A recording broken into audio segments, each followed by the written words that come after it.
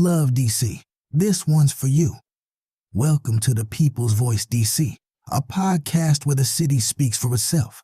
Not just politics, not just headlines. We're talking real life, community life, DC life. From the metro rides to the murals on the walls, from classrooms to corner stores, from church basements to community meetings. This is where conversations actually happen. We talk about what matters: housing and money, mental health and healing, culture, music and creativity, faith, purpose, and finding your way, relationships, parenting, and growing up in the city. Yeah, we talk politics too, but only because policies affect our everyday lives. This show is presented by Rising Voices of Politics and founded by Reverend Michael Campbell with one goal in mind: give the people the mic. And when we say the people, we mean everybody. Young folks with big ideas, creatives with something to say, parents holding it down, leaders in the making, and anyone who's ever felt like their voice didn't matter. Trust, it does. No fake debates, no talking down, no boring energy, just real conversations, good vibes and perspectives that feel like home. Catch us live every Wednesday at 6 p.m. on YouTube and social media by searching The People's Voice, DC, or Rising Voices of Politics. Miss the live show?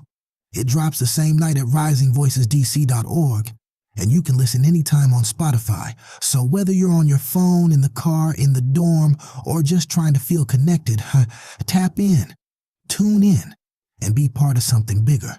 This is The People's Voice, DC, the city, the culture, the conversation. And yeah, the people got something to say.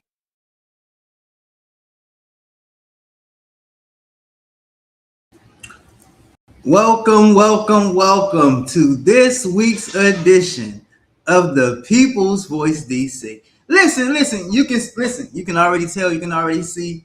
We have right here live with us DC delegate candidate Kenny Zelezny. I said it right. Somebody, listen, I need some hearts and some smiley faces and some shout outs because I said it right, okay? I said it right. It's I've been nervous about this all morning, but I said it right. So listen, I'm not going to delay anything. We're going to get right into it. Let me just say this. The refs cheated my Knicks last night. I mean, the free throw attempts differential was out of the world. I mean, Jalen Brunson, Karl Anthony Towns just getting thrown around on the ground. The refs not calling nothing, and we're in foul trouble every freaking quarter. It's ridiculous. May God have mercy on those refs. So now we're going to get right into it with delegate candidate Madam Zelezny right after this. Hey, this is Eric Holder. As DC's former U.S. Attorney and the nation's Attorney General, and also being a longtime district resident, I know that this moment demands more than another politician. Replacing the legendary Eleanor Holmes Norton requires someone with toughness, resilience, and the ability to fight and win on the national stage. Kenny Zelezny is that person. She has Eleanor's backbone and persistence, and the experience of getting results that DC urgently needs as Trump's attacks leave the city more vulnerable than at any point in my lifetime. Now, this race is too important to get wrong.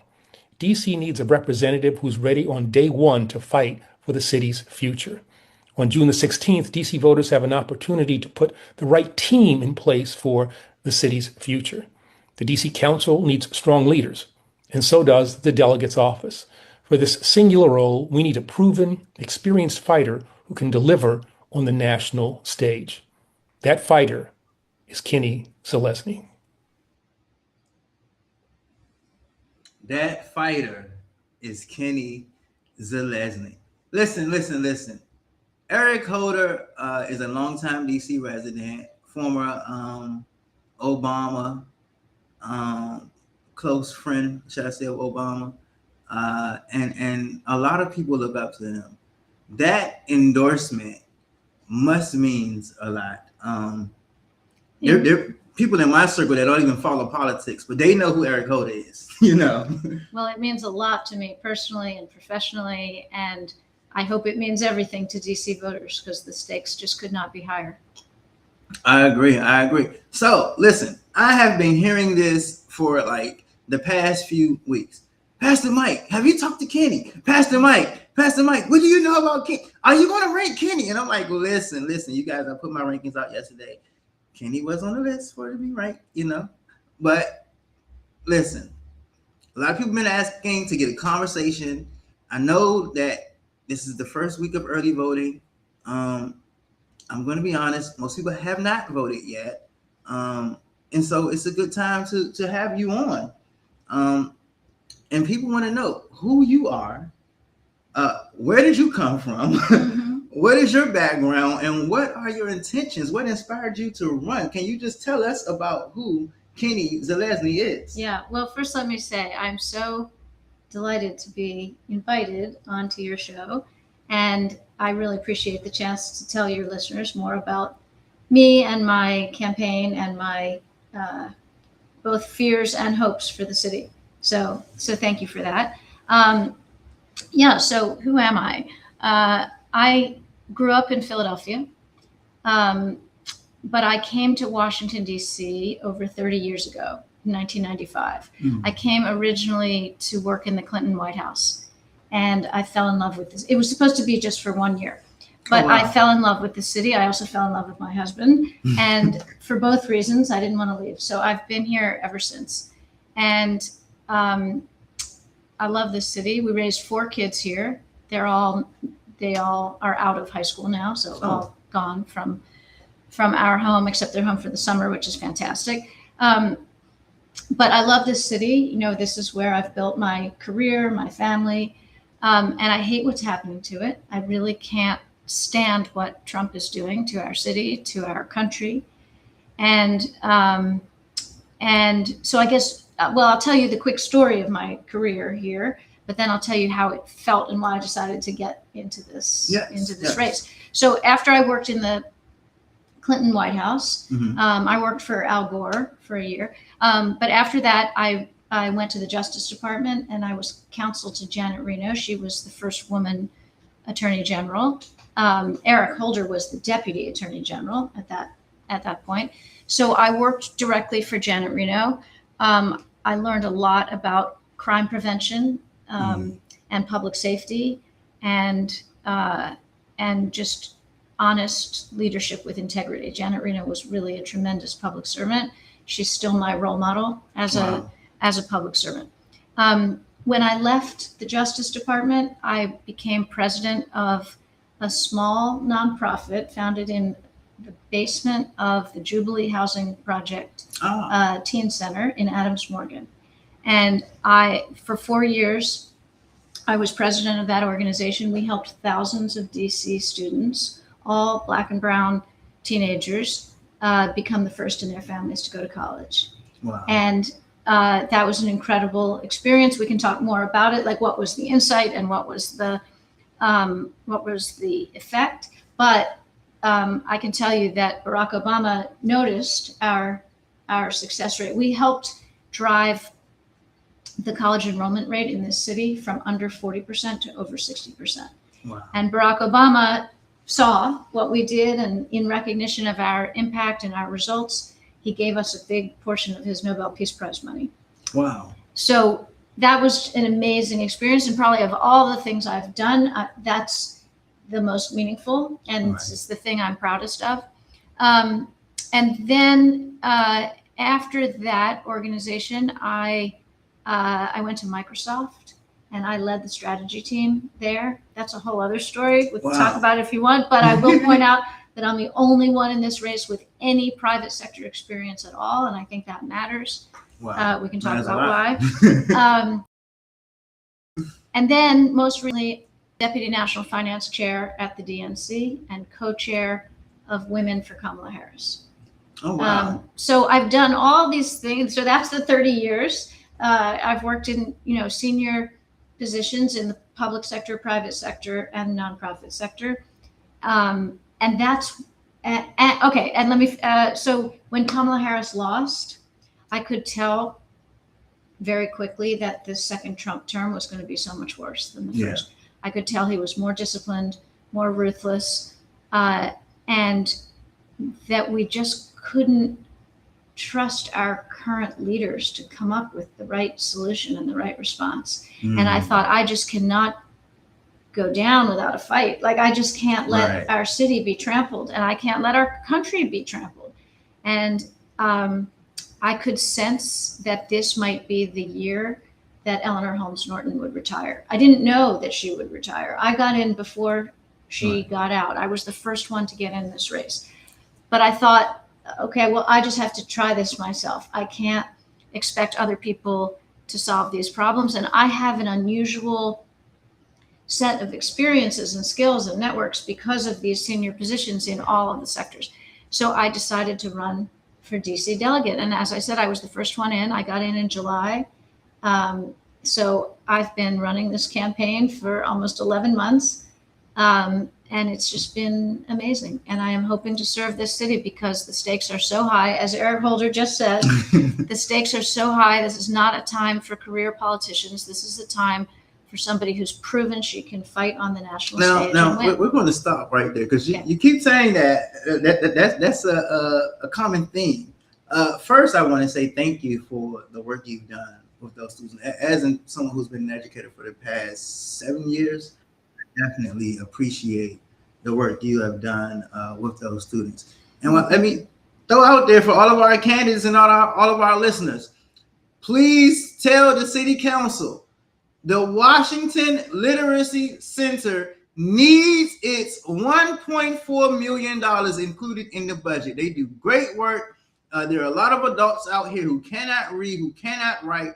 I mean, and they're not just teaching them to read and write. They're putting them on career paths. They are changing lives, and then in a sense, they're changing generations. So they need their money. But yeah, that's kind of one of the things that you said that kind of like turned my head when you said, hey, these are career politicians. They don't deserve a promotion. They don't deserve to go and switch. They failed at what they've been doing now. Well, I think it's two things. I think some people think they have failed at what they're doing now, or maybe to put it more charitably, they still need some time to solve the problems they've been assigned to, right? So one of my opponents is the chair of the Housing Committee, and we're having the worst housing crisis in decades. And my other main opponent is chair of the Judiciary Committee, and crime remains a very big and growing problem. So you could say they have failed at what they've done. There's another way in which they've failed, which I'll tell you in 1 second. Or you could say, or even if you think they've been doing a good job, then they should stay on DC Council because they'll still be part of the, of the leadership of the city. But what I've been trying to tell people in this city for 11 months, and I hope it's breaking through, is that this job, this delegate job, this one singular, unique DC representative to Congress is a very different job from DC Council. In DC Council, you vote a lot. That's the one thing to do as DC delegate. What you do as delegate is you have to build national coalitions. You have to function allies in non-obvious places.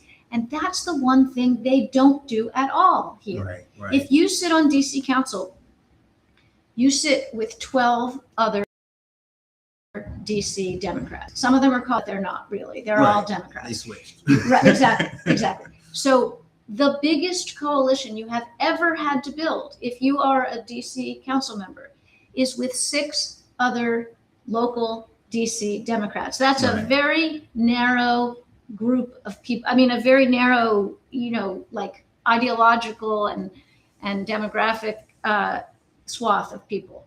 And they fail at that more than half the time. More than half of the bills they introduce don't become law. Right. So they're not even practiced at building a tiny coalition of basically like-minded people. And now they want to go to Congress and build national coalitions of people who are very diverse. And I'm just talking about the Democrats. I'm not even up to the Republicans, although we'll have to get to them. But even among the Democrats nationally, it's a much more diverse and sort of complicated group of people, demographically, ideologically, geographically, and they have no experience at that. And so they have no experience at that. I do want to counter. I want your response to something when you talk about that experience. Robert White specifically stated that this is a civil rights position. Mm-hmm.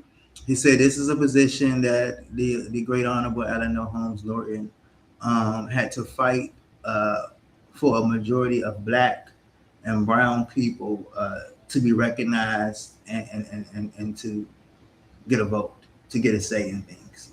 How do you counter that? Well,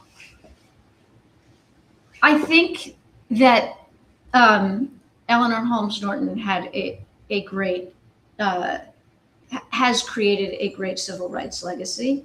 I think my background is more similar to hers than any of my opponents, though. I mean, I get the emotional and political urgency of the civil rights fight, but I don't know why Robert thinks that he's the heir to that legacy, unless he's just pointing out the most superficial of characteristics, because I'm the one who. Do you think he's playing the fact that he's Black and you're white? Yes, I do. I mean, look, let's talk about what it means to fight for civil rights. It means to make sure that every Black and brown student in this city who has the capacity to make it in college is making it to college. And I built the system to make that happen. And I delivered those results. And I worked with those kids and those families. And I created a coalition, not just to say, hey, look, let's help these kids. We had to rebuild systems because those kids had talent, but the current systems weren't seeing it. So they didn't have the highest grades. They didn't have the highest SAT scores. So the colleges didn't know how to see their real strength, didn't know how to see their resilience, their grit, their capacity for leadership. That. They couldn't see those kids. But so we changed the systems to help the kids explain their strengths with more confidence and through other tools besides grades and SATs. And we brought together the coalitions of colleges and high schools and parents and businesses and ultimately Congress itself to shine a light on those kids, not to change the kids, to show the truth about who they were so that college admission officers could see really who they were and not indulge in stereotypes or just say, oh, well, they don't have the top scores and they don't have the top grades, so they must not have talent.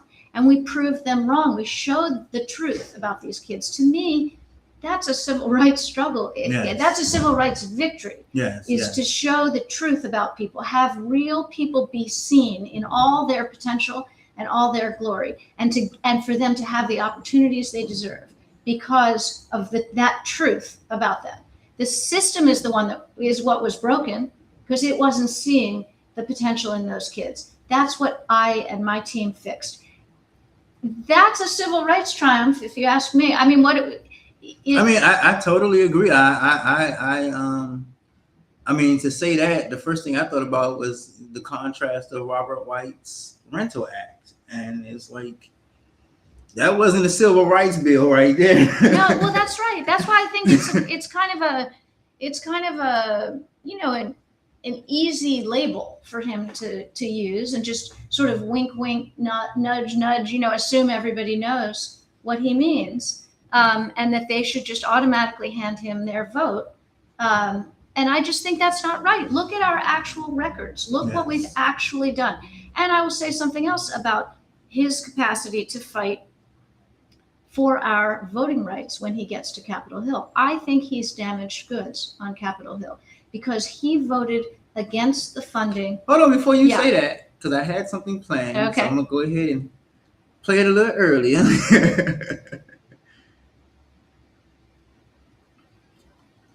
least I thought I had it. Yes, right here.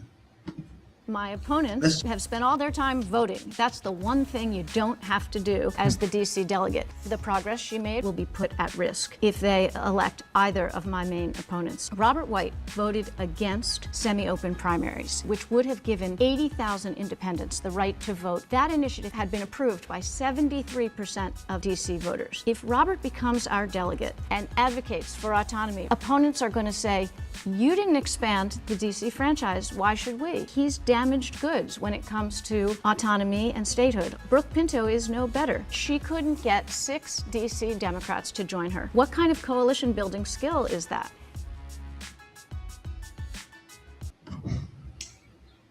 So that's the case. So he voted against funding semi-open primaries. That means, like when he had the chance to give more DC voters the right to meaningfully participate in our elections, he said no.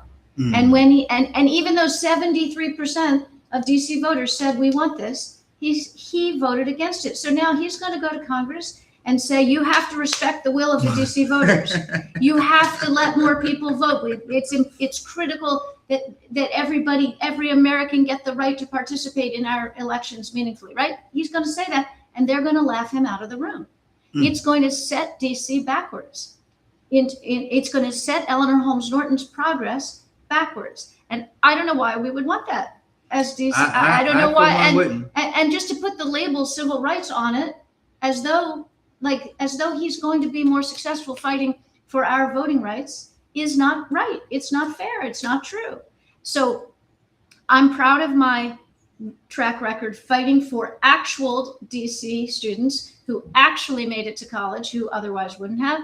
I'm proud of my advocacy on behalf of DC statehood. I will not be damaged goods on Capitol Hill. And I'm proud of the endorsements of people like Eric Holder and DNC Chair Jamie Harrison, who themselves have long track records and careers of being national civil rights leaders. They looked across the slate of candidates for DC delegate and they chose me. They didn't choose Robert. So I posted for the people to see your idea, because we're talking about these alliances and creating partnerships and relationships. Yes. Your idea of a Capitol caucus. You says, as DC delegate, I will create a Capitol caucus in Congress to build our economic power regionally. Washington, D.C., along with Maryland, Virginia, and our other neighbors, can do better on economic growth, healthcare, transportation infrastructure, and natural resources if we use the power of scale as a region and not just individual jurisdictions. Explain how you would do that. Okay, so I think DC needs to take its rightful place as a regional leader.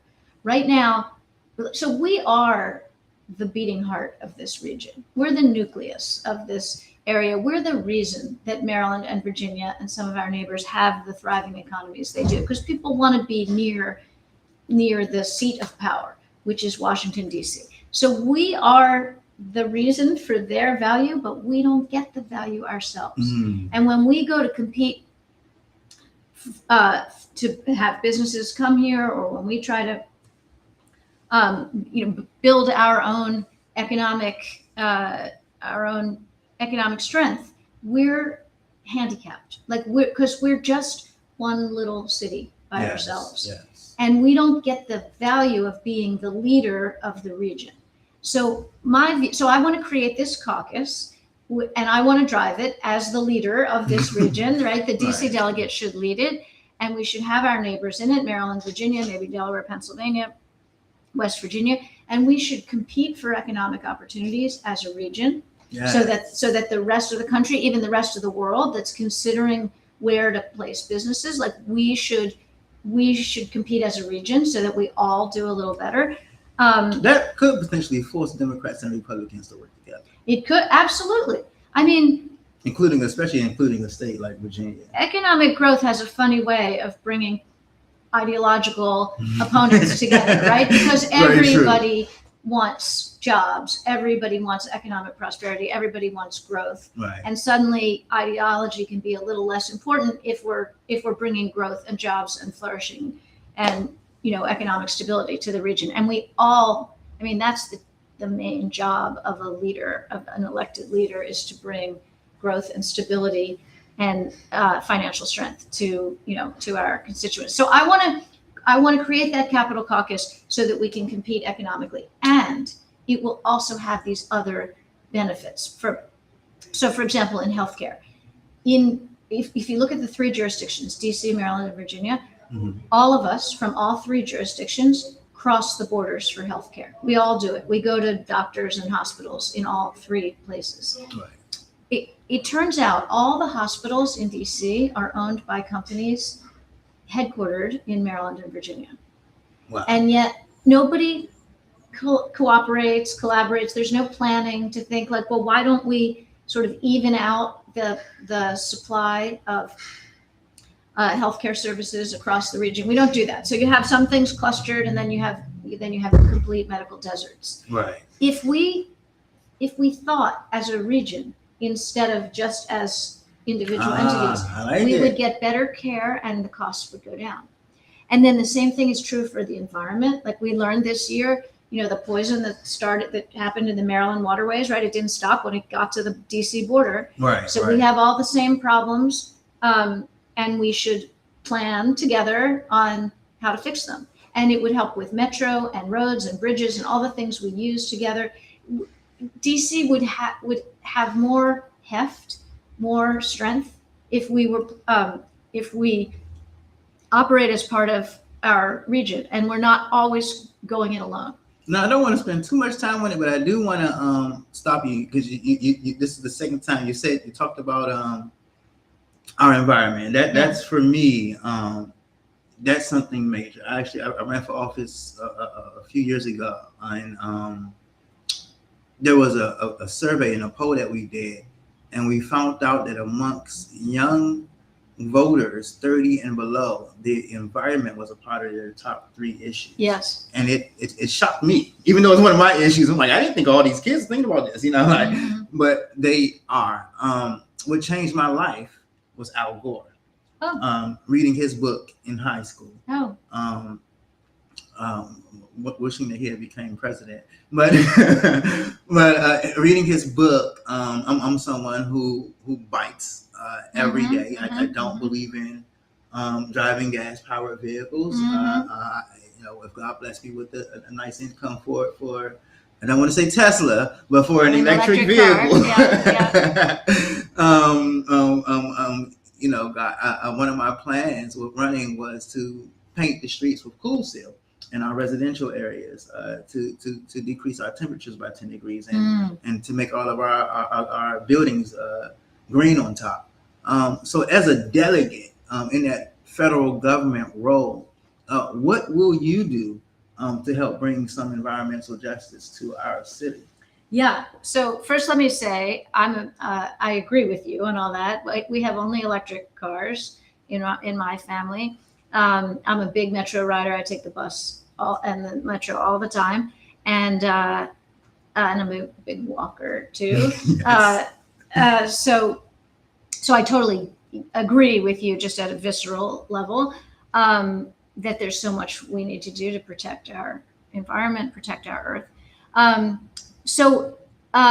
also just one quick personal anecdote. My husband was chair of the Rock Creek Conservancy, which is what protects, all the national park that is Rock Creek Park, and our waterways and, the cleanups every weekend and everything. So we've been involved in that for all the 30 years that I've been in DC. So at a federal level, I think I would love to be part of the pro-environment caucus.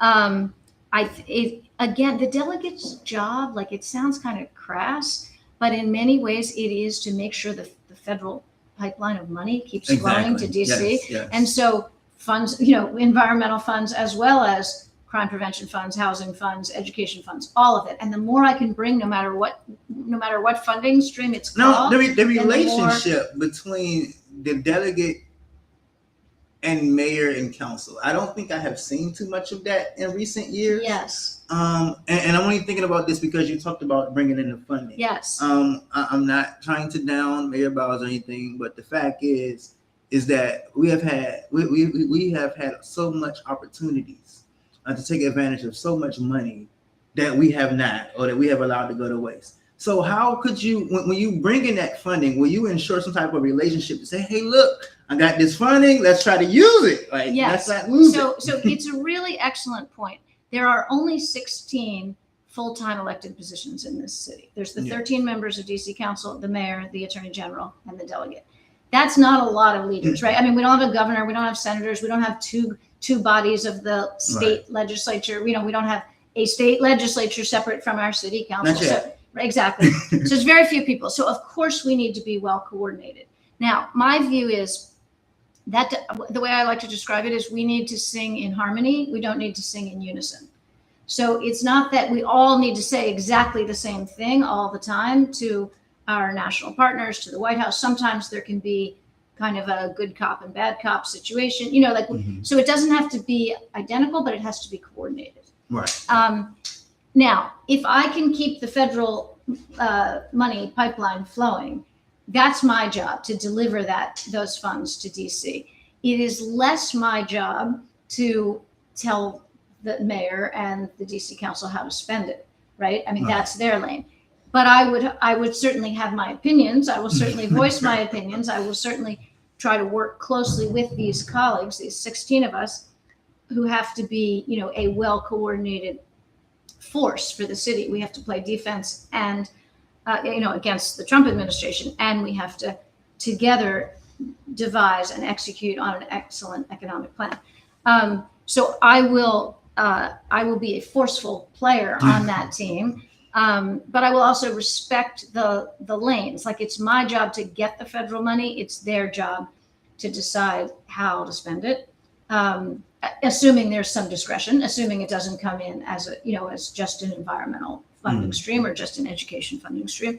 But I look forward to working closely with my colleagues to get the best overall picture for DC. This is also why I said before, if you like the members of DC Council, keep them on DC Council because they are, like, the DC Council members are a critical part of this team. But as a city, as like a group of people under threat, we need to think about getting our A team in place. You were talking about basketball just now, right? Like, if you're the coach, you gotta get the right team, right? Not just one star or one, not just one player today and another player tomorrow. Right. It's the team, right? And these 16 people need to be a team. Right. And we need to pick the best 16 across the city, not just recycle one from one spot to another spot.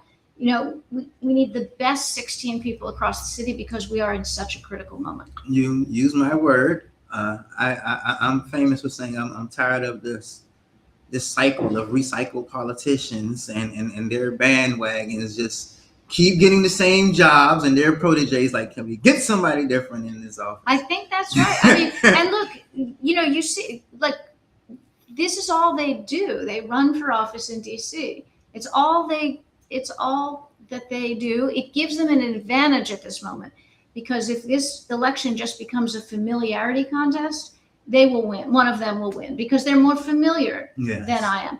So that's one thing you get by running for office over and over and over. You become more familiar to voters. But does that mean you have the skills and the relationships to do this singular and unusual and incredibly difficult job on Capitol Hill? No, it does not mean that. I will let our listeners know that Brooke Pinto, Councilmember Brooke Pinto, was invited to the show, just like just about every candidate for every position has been on this show. Brooke Pinto has not responded. Robert White was invited. Robert White did respond. Robert White was informed that we will be discussing the Rental Act, and Robert White has not been heard from since. So I just want the listeners to know who shows up for their people, who doesn't, who ignores, and who just decides. I'm not answering those questions because of whatever they feel. There's been a lot of cowardice in this race. I don't know if you saw the Politics Hour or heard the Politics Hour with Kojo Nnamdi. Yes. Yeah, I mean, we were each asked, who we would rank second, and both Robert and Brooke and the other two candidates in the race said like, oh, well, I'd really have to sit down and study the candidates. And Tom Sherwood said, you've been standing with these people for 9 months. What do you mean you have and to working sit down? with each other at that? Exactly. So it's just, when you are a career politician, you just get taken over by this, I don't know, artifice, this caution, this fakeness. And you aren't straight with the voters anymore. And if I win this seat and that ever happens to me, you come to me and you tell me it is time for you to step down, because you're too inside your own bubble now, and you're not hearing the voters, and you're not being straight with the voters. But we do not need just a bunch of recycled politicians right now. The odds we are up against are too high. All right, so we're heading on the back end of our show, and I know that you showed me that you told me, should I say, that you did want to discuss something.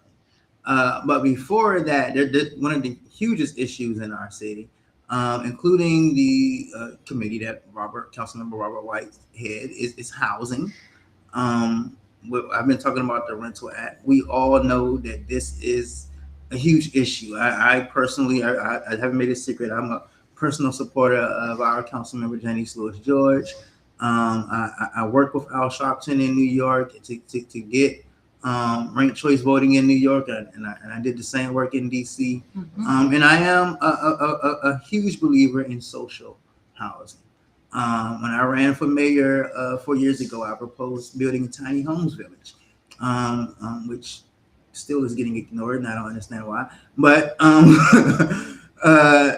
what are your, as a DC delegate, because I see some Brooke Pinto commercials that feel a little misleading. Yeah. But as a DC delegate, what can you do? Yeah. First of all, and what will you do? I appreciate that, and I want to be really clear, because I'm not running for mayor, and I'm not running for DC council. Right. And if I were, then I would have a different answer, right? Because that's in the core of those jobs. What I can do as delegate is fight to restore some of the federal housing programs, which used to send money directly to DC and have been cut back under Trump. I can fight to get federal programs like the Section 8 voucher program to be more flexible, so that people can use that money for mortgage payments, for first-time home buying, down payments, so that the federal money is more is nimbler, able to be used right. more creatively, more nimbly for all kinds of people's needs across the city. Not everybody has the same needs.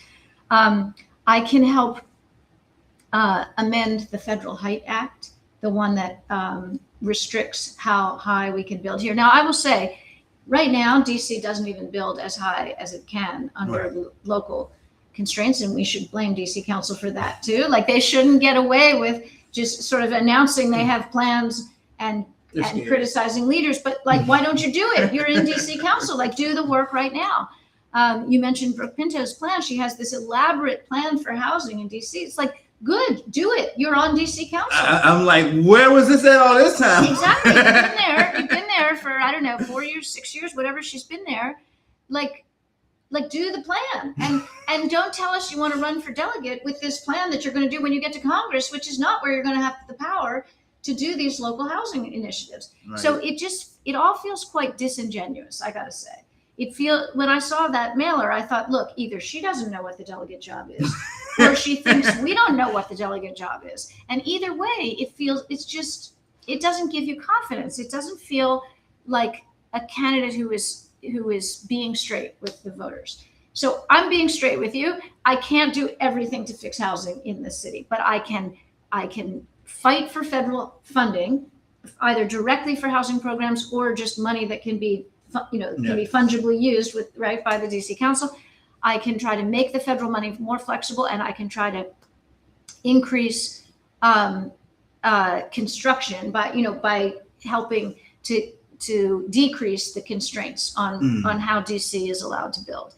And we must do all those things because Yes. housing is a real problem in the city. And we have to rethink our economy because in the end, it's not just about building more housing. It's about giving people the jobs that enable them to pay the Yes. rent and to pay the down payments to own homes. While competing with AI.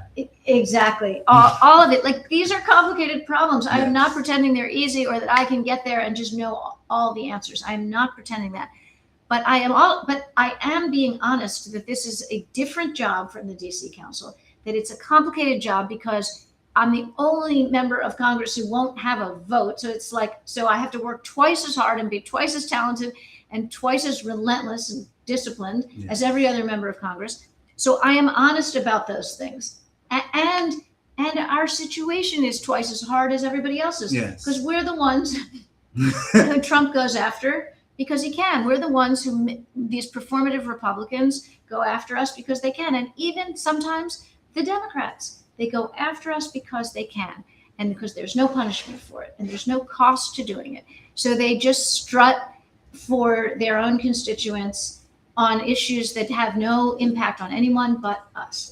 And it's not fair and it's not right. And it's going to be a very hard job on the Hill. And I'm straight with the voters about that. But I have these 30 years of skills across these sectors and 30 years of relationships in the political relationships and business relationships that are going to help us make a dent in these problems, come up with a smart plan, and actually drive and implement and win. I love it. I love it. As you guys saw, I do want to shout out Wegmans and their sparkling water. It is the bomb. I do want to add that it would be nice if we could get a Wegmans or something like that east of the river in Ward 7, who has been waiting on the grocery store for 20 years, but still have to, we'll settle for that Safeway on Minnesota Avenue that I have sworn to the Lord I will never go to again.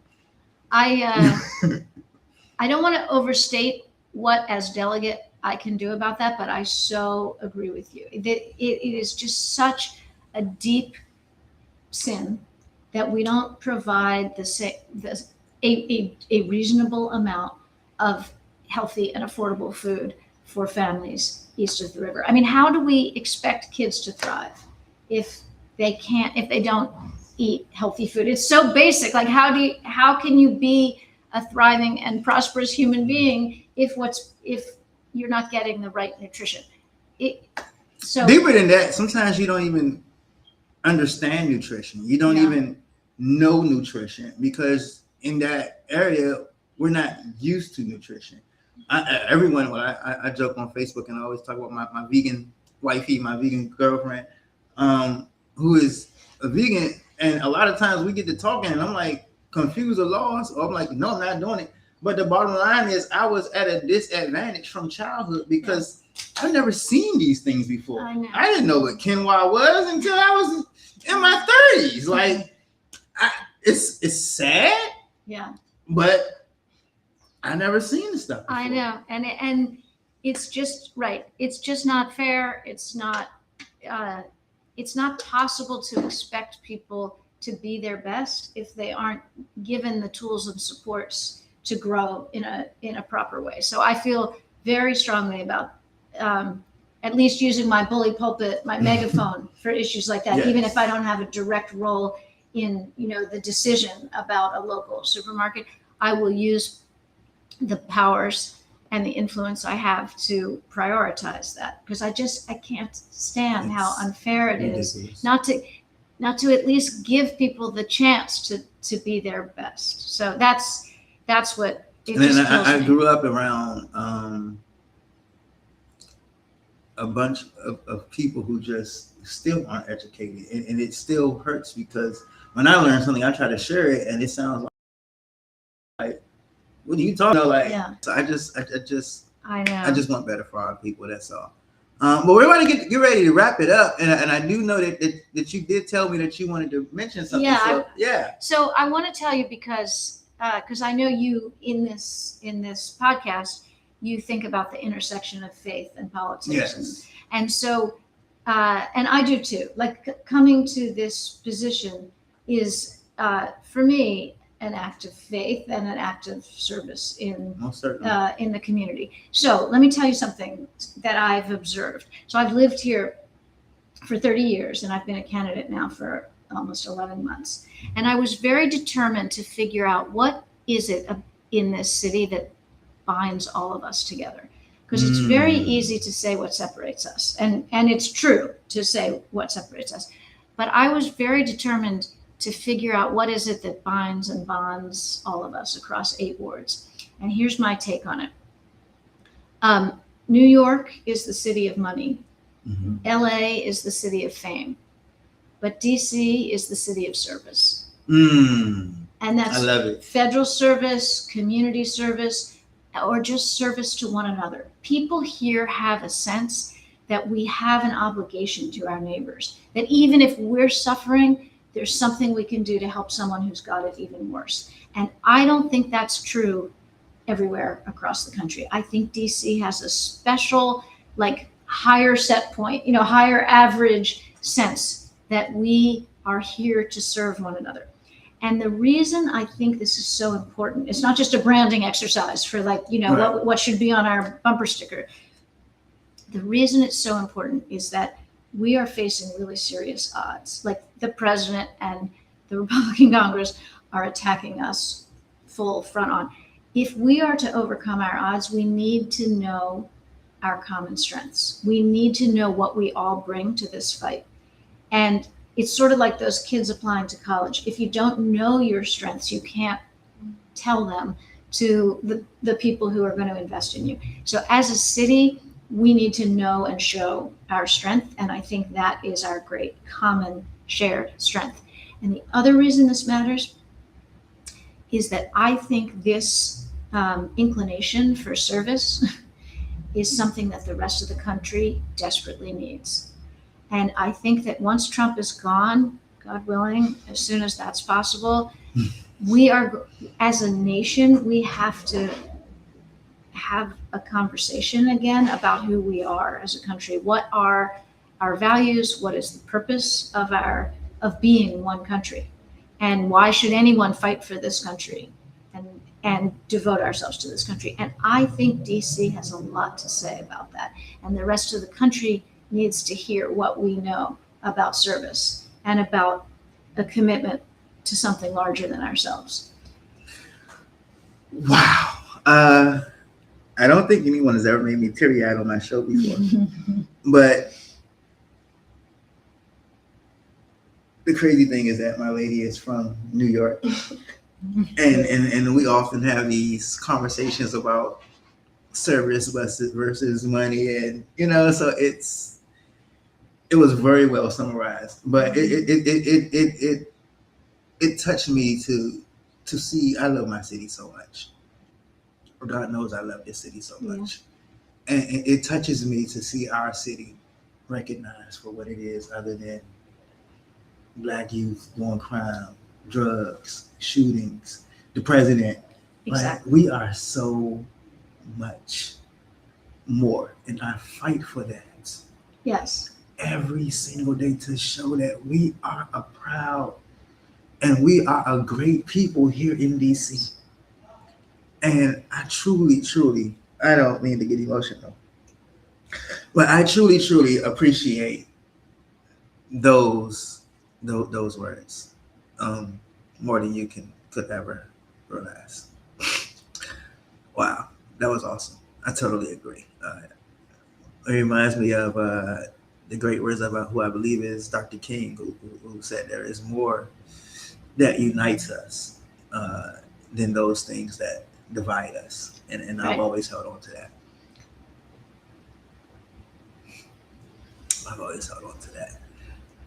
Really quickly. Coming up very soon, in Ward 7 is our Juneteenth parade. We do it annually. It is June 19th. Wear your Juneteenth colors. Come in your Juneteenth spirit. Y'all know how I like to dress. I am going to show off for Juneteenth. Just be ready. Y'all know how I am. But listen, we will start assembling. We will start gathering together at 9 a.m. and the parade will start at 11. Now listen to my folks out in Ward 7 and Ward 8, Ward 5. I know y'all used to, when people say we're going to start at 11, y'all think, well, they not going to start on time. As long as we get there by 11:15, we good. No. You will be left behind. The parade will be at the next 2 blocks, and you'll have to run up and catch up with us. Please be on time June 19th at 11 a.m. for the Juneteenth parade. For all of our faith leaders, we're going to have also our Juneteenth prayer breakfast. We do it annually. Make sure you're there. If you need more information to register for that, please let me know. Also, just a quick reminder, it's not just when it's cold outside that people need shelter, people. Even when it's hot, when it's extreme temperatures, listen. Please, if you see someone who is unhoused, call the shelter hotline, 1-800-535-7252. Please call the shelter hotline. Even if they don't want to go to a shelter, there's a van that will meet them wherever they are in DC. We'll make sure they have a meal. We'll make sure they can get a blanket. We'll make sure they have underclothes, toiletries, different things. The van will still come and meet that person's need. Even we'll transport them for medical assistance or whatever the need may be. So please, if you see someone, call the shelter hotline. Let's get out there and make sure that they have the help they need. Sometimes, even though it's warm, we think that folks don't need shelter as much now. Like, heat kills too, people. Heat kills, and heat has killed specifically in this city. I witnessed someone sleep outside of a church in Northwest and die on the steps because they died of hypothermia. And I've also witnessed a different person sleep on them same steps and have a heat stroke and later on die in the hospital. So listen, let's get these people the help that they need, because in fact, they are people like you and me. Well, this is the end of our show. I always like to end the show with our guest having the last word. I do appreciate you coming on the show. I will say it's kind of, this election season is started with an in-person interview with my guy Oye, who's running and for council at large. And this election season is ending with an in-person interview with my lady, Kenny, because I'm going to tell you, Kenny is my number one ranking. I will be ranking her number one at this election. And I have not voted yet. Usually I'm a part of the early voting. I still plan on doing my early voting. I have my candidates. I just have been trying to get a ranking. And, this is the first year of ranked choice voting. I fought for it. And then I'm like, now that I can do it, I'm like, I'm undecided on who to rank, So I have my order for mayor. I have my order for delegate. And still got to get my order together for at large, where it's like 20 different people running. So I got to get that together. So yeah, let's leave with. Well, I am honored to have your number one ranking. That means a great deal to me. Thank you for giving me the chance to share my vision and my heart with your listeners. It comes back to what we said at the beginning. Like, I love this city, and this city has great strengths that people outside the city and sometimes inside the city don't see. Yeah. And the job of a leader is to make those things visible. And I can't wait to do that. I can't wait either. Until next time, this is the People's Voice DC. Check out our new song on your way out, guys.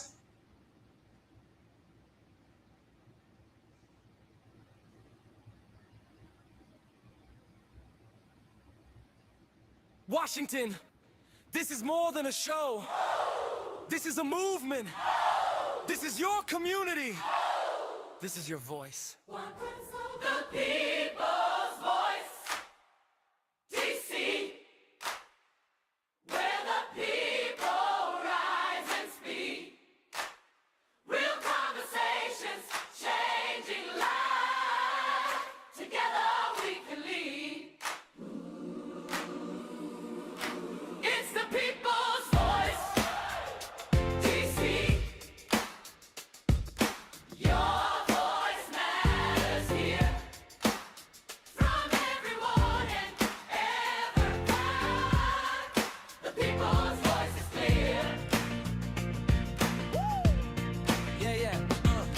We talk about the issues, the stories that inspire, building stronger communities, taking DC higher.